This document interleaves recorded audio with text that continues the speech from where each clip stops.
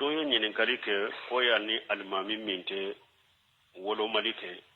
uba fo masala alhijibiya mo manca ulu ye silamau cela sisa hijibiya ye mo jumaye an ka fara nyogon ka doro tanate anna beta bebe bekita fo bekita ke an kana nyugu nyogona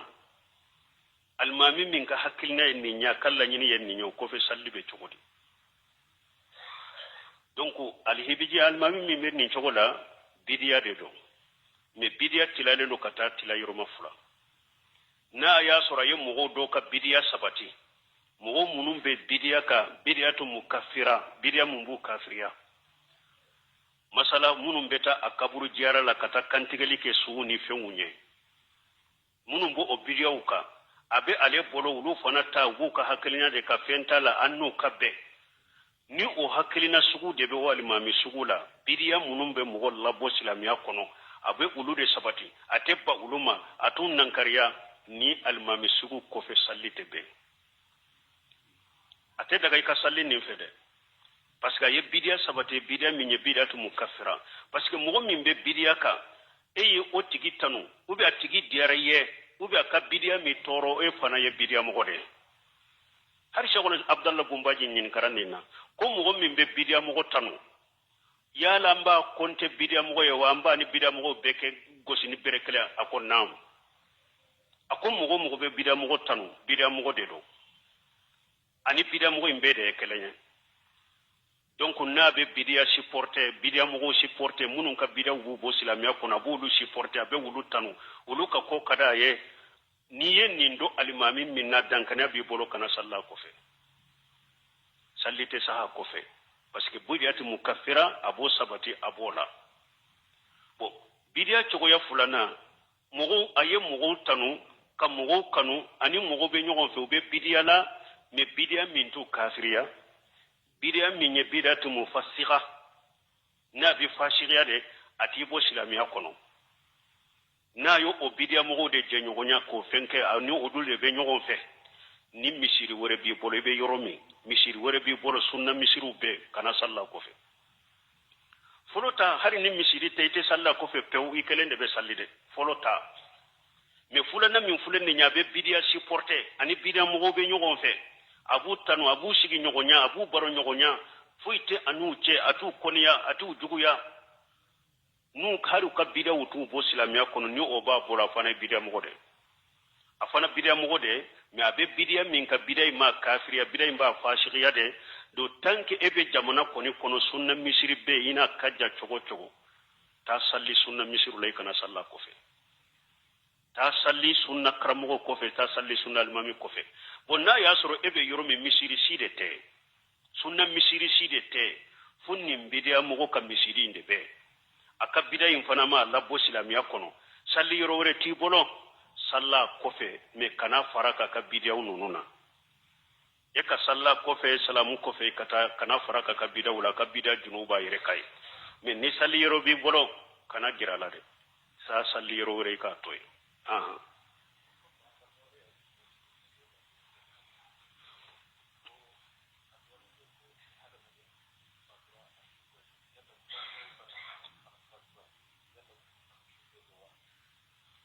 ego ko balma berebe lajine ko ye nyinen kalike ko ne hadama de fatura sube do yala jinnaw fana nube fatura sube do wa bune seminu ko karamodo ye min jabi am fana bo jaga kana tigi torode useminu ko della ka karamodo nyinen ka ko jinnaw ku fana be furuwa a ko ne ma dele kata jinna furu sirila awa ne fana madeli ka bo jinna janaja madeli kata jinna janaja la ha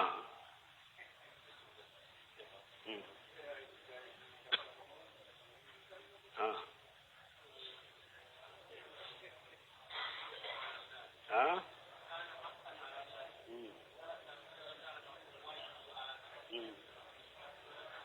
kana haqqa ala la wajibi do alaka min nukum min wajibra alaka mugoma wajiba kare ayre da ya wajiba yireka asa wabina qur'ana kuno buna basa ko asas asabe asa rabbukum ako asa be sagi kata ala de ma qur'ana kuna koro de wajibi mais dan fen te fen wajibi ala ka de nun ko fen wo fe wajibi do ala ka yere de ya wajibi yere ka wa alaikum salam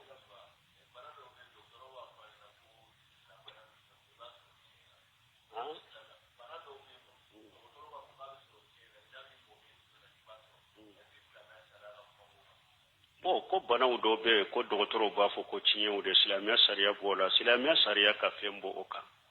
silamɛya sariya ka fɛn a b'o kan ko o de y'a to arabu tun b'a kɛ a sabatilen dɔ n'u b'a fɔ simin ni arabu y'a dɔn ko kabila min u ka farin cɛfarinw dɔ u b'u ka denyɛrɛni dɔ d'u ma u ka muso dɔw ka sin d'a ma ka sin wagati pour k'u ka cɛfarinya sɔrɔ kabilaw dɔw fana bɛ yen ni ewa ala y'u kɛ garijɛgɛtigiw ni nafolotigiw de u b'u ka denw d'u ma a k'u ka musow simel yala u n'u ka mankutu sɔrɔ kow dɔ bɛ yen o bɛ sɔrɔ tiɲɛ la kow bɛɛ bɛ ala de bolo dɛ mais kow dɔ bɛ yen u bɛ sɔrɔ tiɲɛ la banaw bɛ se ka ye o la parce que hadamaden ye joli de joli cɛ min ewa e fa ye min ye i b'a sɔrɔ e ka joli n'o ka joli bɛɛ kelen a joli bɛ don i la donc ewa bana min b'a ka joli la ni ala ma fara e kan ni ala de ma e kisi o bana sugu in fana bɛ se ka e sɔrɔ ninnu n'a ɲɔgɔnna bɛ se ka sabati sariya min nan kariya wa alaikum salam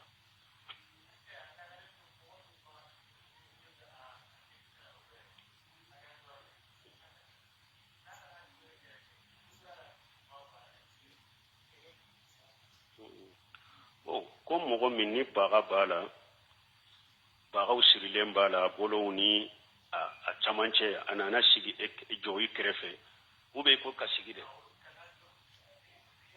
ka na salli ara na i kɛrɛfɛ e ɲugu n'a la ka mɔ b'a la o bɛ cogo di bon a farikolo sobilen tɛ ni ala ko innamal musrikina najasu najasatu manawiya mushriki ka akida de sofelen do na yɛrɛ farikolo in tɛ a yɛrɛ farikolo sobilen tɛ n'i ma sobe y'a yɛrɛ farikolo la a yɛrɛ farikolo sobilen tɛ ɲugu a ka akida de la i bɛ ɲugu a ka akida in de la kana ɲugu farikolo in na farikolo in kɔni n'a seniyalen de fɛn tɔw la i bɛ ɲugu a ka akida in de la donc farikolo in sobilen tɛ e m'a ye yahudiya ye musiriki de yahudiya muso ye musiriki ye nasara muso ye musiriki ye mais silamɛya sariya ko silama k'a furu a ka akida in de sobilen de mais a yɛrɛ farikolo in sobilen tɛ wala nin ka faamu i bɛ se ka ɲugu a ka akida la akida jugu min b'a la ni lahala min b'a la ɲugu o la i dusukun na mais a farikolo in yɛrɛ n'i ma sobe ye o la o seniyalen de don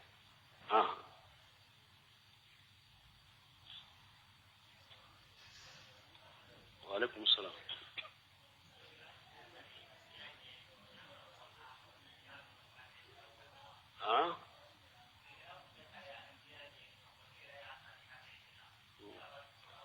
ko ferekɛla min bɛ kali tiɲɛ kan ne y'a sɔrɔ ni hakɛ la o bɛ bɛɛ wa wala tutiya kulla hallaf mahini hamaji masadi nemi kalili caman ala t'a fɛ tiɲɛ dɔw tiɲɛ tɛ o ala tɛ kalili caman fɛ mɔgɔ ka ala tɔgɔ fɔli kalili caman tɔ ye janko diɲɛ ko kunna a man kan hali ni tiɲɛ de b'i bolo kana to ka kali i ka minan kan minan ye diɲɛ ko de ala tɔgɔ ka bɔ ma ala y'an bali kalili caman in ma janko diɲɛ fɛn kunna a tigi ka kalili caman in bɔ la ala ye cɛ kalili caman in a y'a lagosi de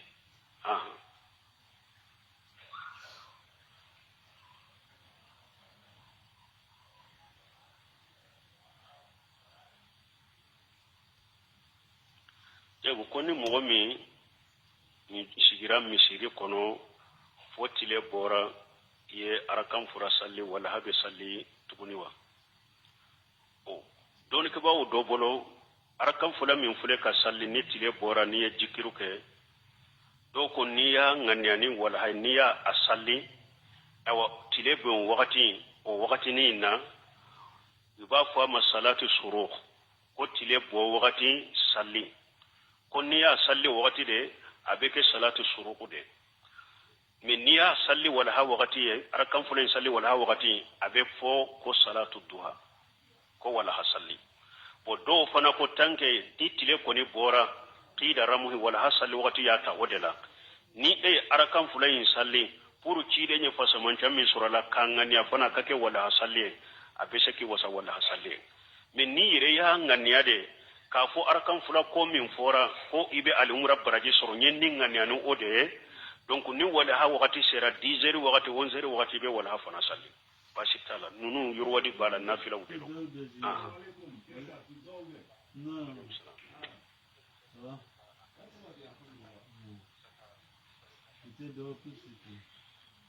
ko mumba to aqidatu sahiha mo be sabataka bo aqida sahiha sani ka sabataka abe kala de folo aqida sahiha be kala de folo qur'ana tawsiri to nyumanna hadis sunna wal jamaa karamo bolo ka kitabula ani ciden ka sunna senema nunun ko fe hadisa ko fe doni ke baga nyuma wiye aqida kitabu munun diga ibe ulu fana kala akalam baga nyuma bolo kitabu tawhid li muhammad ibn abdul wahhab usul salasa li muhammad ibn abdul wahhab qawaid al arba li muhammad ibn al wahhab kasf subuhat li muhammad ibn al wahhab masail al jahiliya li muhammad ibn abdul wahhab aqidatu tahawi li tahawi aqidatu wasatiyya li shaykh al-islam ibn taymiyyah bon ni mo minyen nin kitabu no qur'anat kofe hadisa kofe yin nin kitabu ta karamo nyumama minye aqidatu ahli salaf salih ibo do ni yodo ibe to ko ala allahumma ya muqallibul qulubi sabbit qalbi ala dinika ibe to ka duwa ke ala masami ni be dusukun yelema dusukun sabati ikadinaka allahumma ya musarriful qulub sarrif qulubana la ta'tika masami ni be dusukun yelema dusukun yelema katika batoma o ko fe be mo nyuma uje nyonya aqidatu ahli sunna wal jamaa munum be sunna ka mo nyuma ubu ulu je nyonya o ko fe fe ngo fe nye aqida jugu tigi de na aqida jengele do ibi mabuma kire kolosuma kana gere were la ko kishigi nyogoni baro nyogoye o ka wajulu kanu lame o ka kitabu dilale o kanu laje fule kamin fo Sheikh Salih Fawzan ye ninde fo tumamu ya nyininka munye ewa aqi salafi aqidatu ahli sunna wal jamaa manhaj salaf salih mo be sabata ka chogoda ye ninde fo ko folo ala dilala ki sabati fulanna ikam mo nyuma uje nyogonya sabanna mo munun ka aqida jengele ndo ki yere kolosuma yere kolosuma ika internetu ka facebook ika ereje soso ka wajulu bita yoro yere kolosu kala melima ukalla jeli feunu kala meli feunu ka kitabu ukam majlisu ka wajulu yere kolosu kuma buma remo hada made mugo kani tilo ko kibe bella mede nyode fo awye ni mugo ni ba ke ka tinya fitinu munu lame ni alaka jenye ibe tinya fitinu munu lame puru kana nogoy bolon u kana nyagambi bolon mugo kaddu sukunta aqidatu ahli sunna wal jamaa ka fenka kana lame de sino eye tinya fitini min ya soro ya lamini tara ale lame fana be subu hadu disukun kono abi nyagambi ka subu hadu disukun kono wodi ya to doni kibaw yere kolosuma munun ka aqida sabati lendo aqidatu ahli sunna wal jamaa la manhaj salafus salih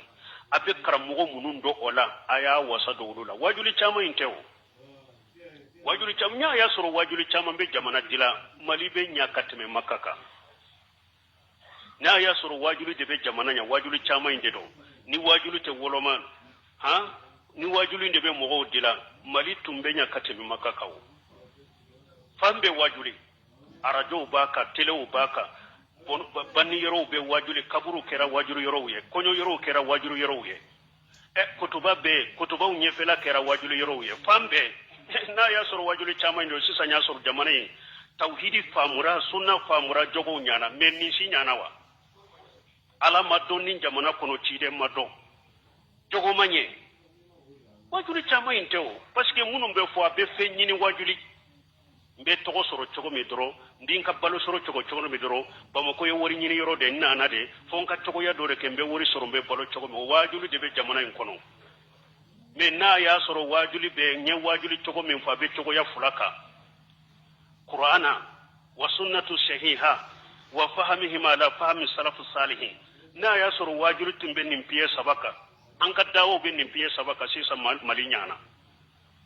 na ya soro wajuli be qur'ana de ka ani ciden ka hadisa sahale ani ka qur'ana ni hadisa sali iku famu ku fo komi salafu salu yu famu ku fo togomi wallahi na ya soro wajulu de be mali misiri bela sisa ya soro sariya be tigaya ambe qur'ana tigani sariya me wajulu te yawo donc wajulu chama inte siti chama inte karmo chama inte cinya de nyini nendo ala mani hasal alquran wa sunna bul khaymu yode fo al ilmu qala allah wa qala rasulu wa qala sahabatu hum ulu irfani ako doni yede ala kote ciiden kote sebo kote ako nunun de doni ke bagay doni ye nunun de me ajiri kan ni ataruhu fu ni afin o tewo donc aya yere kursi mani haji salafu salihu aya kala aka karamo bolo aka kitabu nyini aku muraja akala delala ka usabata ka akal mogo nyumon je nyogonya ku baro nyogonya ku ka je nyogo ye mogo ka duskun jengelendo aka gida jengelendo aka mabuma aka mabu kalamaluma aka mabu ka kitabu la jalima aka no shigi nyogonya kanu baro nyogonya ibe sabati salafu taboloka ala kan sabati ha wa alaikum salam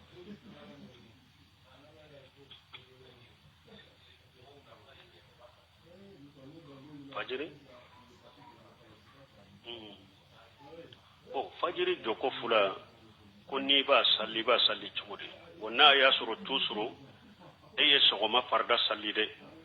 metile mabo dawa iba salli na kadaye iba abange parce que anko sufen na fila ube bange de lesiri yo ode mais ibi kaswala ka bangeli no ka bundalila donc na kadiye iba bange na kadiye iba fo ida jukoro ibi swala ni nara katal fajiri ni ba salli agundali na gunda baliya ibi kaswala me min ye sufen nafila ko ni anko ulube bangede o lesir le fana ni min juru doni la nabe bangede ni ba sara iba bange donc wala abangeli de be kam ni mo mi nya gunda fana basitila be ko mi hara salli wati ni ya gunda ni basitila parce que gundo yoro la bange yoro la sunna ude no ni wajibute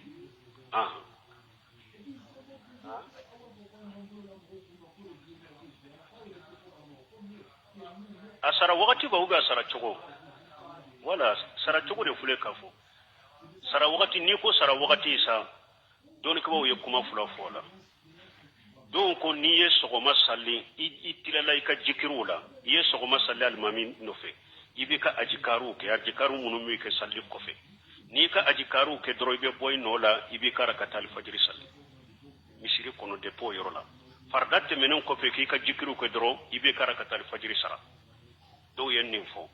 do ko ayi ka bila nitile bora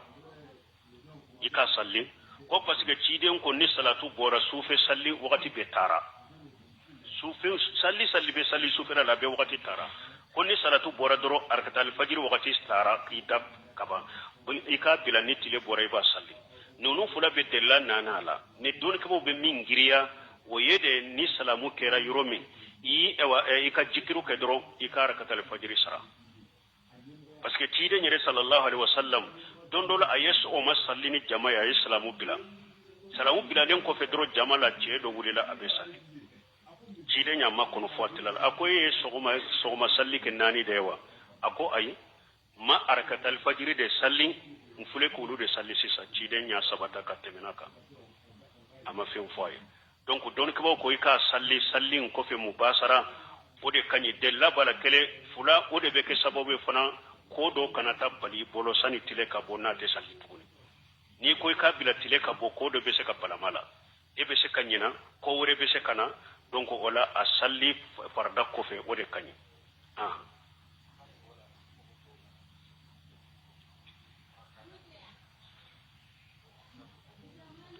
koni mo mun nana misir la fajiri la ugaraka nani salli ko to o mana do o tigi bolo munun be arakanani salli o an koni be min miri atigi nana de amara katali fajiri salla ka sokono donc ale nyana ni nana tiden ko ikana sigi kana misiri fo ikam misiri foli ka rakan fula afule ka misiri foli nde ka rakan fula o ko fe barakatali fajiri salli chaman taye ode donc me ninte afamu chogo nyomaye ni nana misiri la kaba salatu bora ebe na misiri la wakati misalatu bolen ko fede e nana misiri la arakatal fajiri inde salli iga arakatal fajiri salli arakatal fajiri nganaye misiri foli donna kono salli wore tilare arakatal fajiri salli dro misiri foli donna kono parce que misiri foli ciden ko ija jaa ahadukum ila almasjid fala yajlisu hatta yusalli rak'atayn akunna dola kelen nana misiri la ikana sigi foy karakan fula de salli wara kan fula kera farda isa wara kan fula kera nafila wore isa tanke kun yara kan fula salli sani ka sigi misiri foli o wasara donc ibe araka fajiri doron de salli ewa abi wasa misiri foli ma arakan nani salli tika bon ni ebena misiri la sa ya soro salatu de mabo e nana jonna do misiri la salatu mabo e ba fe ka sigi misiri kono fana ebe ara ewa tahiyatu masjidike ibe arakan fula salli ka sigi misiri kono o ko fe ni salatu bora nana ye salatu bo ibe wuli karakdal fajr fana salli parce que e nana kasoro salatu mabo ite se ka ewa do fana foko wakati be kono iba fe ka sigi ebe arakan fula salli ni salatu bola fana nana ka salatu bo ibe karakdal fajr salli men ni koni nana salatu bole ndo kofe arakatal fajr salli drobi wasa